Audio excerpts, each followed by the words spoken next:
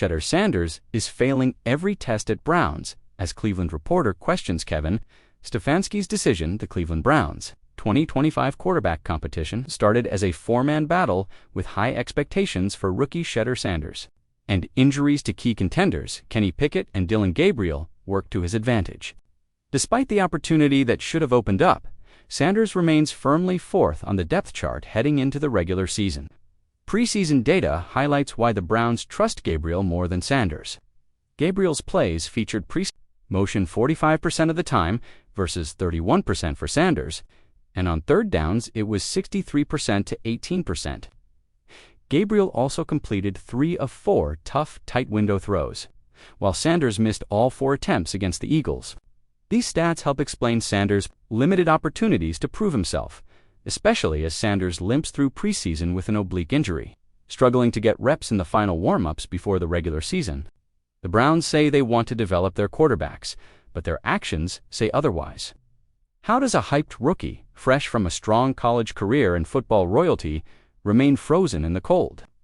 The answer, at least from Cleveland's local radio, might be simpler and sharper. He's failing every test. Or maybe, just maybe, he's never been tested at all. Cleveland Insiders on 92.3 The Fans, Ken Carman Show with Anthony Lima. Lima bluntly deemed Shedeur Sanders as failing every test, claiming, "I don't know any other way that this could be possible." He's fourth on the depth chart, other than they think he can't do any of the stuff related to actually running an offense. Carman temperately questioned whether Sanders was even being tested at all, an implication that, if the coaching staff wasn't pushing him, how could he prove himself ready?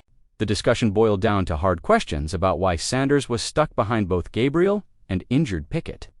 Despite his pedigree and talent, Lima laid out the tests for Sanders, mastering the playbook, understanding defensive reads, recognizing pre-snap motion, and executing under pressure. He pointed out the irony that Sanders, raised in a football family, should have had a leg up on processing the offense. Yet here he was, trailing Gabriel on the depth chart, raising suspicions that failure, or perhaps unreadiness, was muddy. Stefanski's season linking, "I'd be surprised if this stuff wouldn't come easy to him. But what other reason would it be? Like, what is holding him back, I guess, is what I don't understand. And why is Dillon Gabriel still ahead of him?" The conversation exposed a glaring divide, the Browns and their cautious approach versus the fans' and media's hunger for the kid with the hype. Carman added nuance to the conversation, noting the injuries to both quarterbacks and the confirmation bias at play.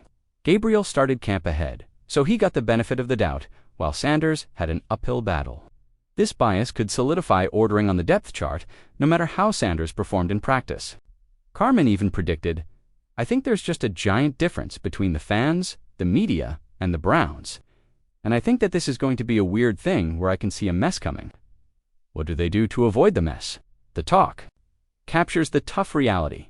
Sanders is caught in a complex web of injury, trust, and development that makes his current failing every test narrative all too believable.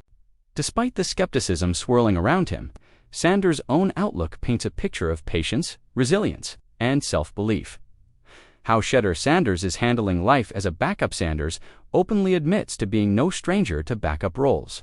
He has lived a similar experience during the COVID-shortened 2022 college season, where he worked scout team duties with an almost poetic focus on preparation.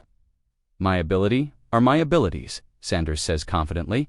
"When God decides to take it away from me, that's the decision. But I think versus anybody, I always pick me. So, at this point, it's about in due time, whenever it's my time." It's clear he's not thrown off by his fewer reps or the fourth-team spot.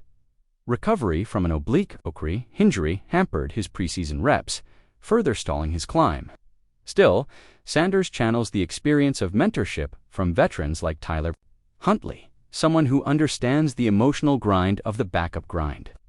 Sanders embraces this role with a gritty mentality. "I got many things I need to fix, many things I need to work on, and I'm not oblivious to that. So, all I look at, as I'm getting more time to cook, I'm getting more time to warm up. That's all it is." He isn't bitter, just aware. His time under the bright lights will come whenever that clock hits. He promises to be ready. The irony is that the Cleveland media voices failures and questions. Sanders quietly prepares, reminds himself that football is a long game, and holds on to the belief that he will eventually show the league who Shedeur legendary really is.